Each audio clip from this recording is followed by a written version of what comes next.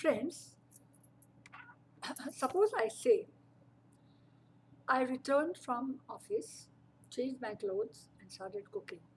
I made rice, dal, chawal, vegetable salad, and ice cream. This doesn't sound correct.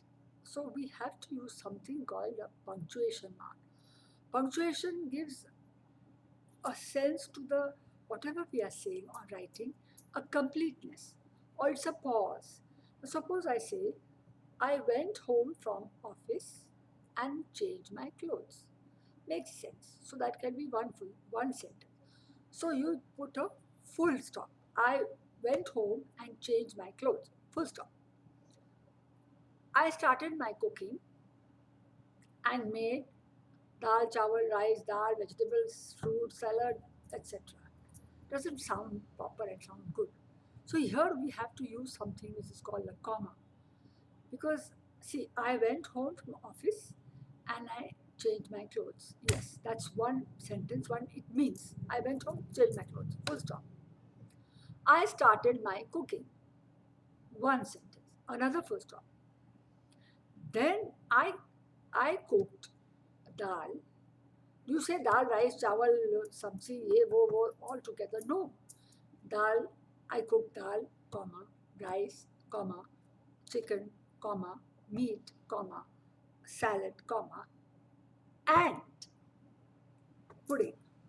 So this is how you use the punctuations. It is a correct way of speaking, correct way of writing. So in the English language, we have a number of punctuations. Now the first, full stop. It makes it complete. The whole meaning is complete. Comma is a pause. It's a short pause. I cooked rice and dal. I cooked rice, dal, vegetables, and salad.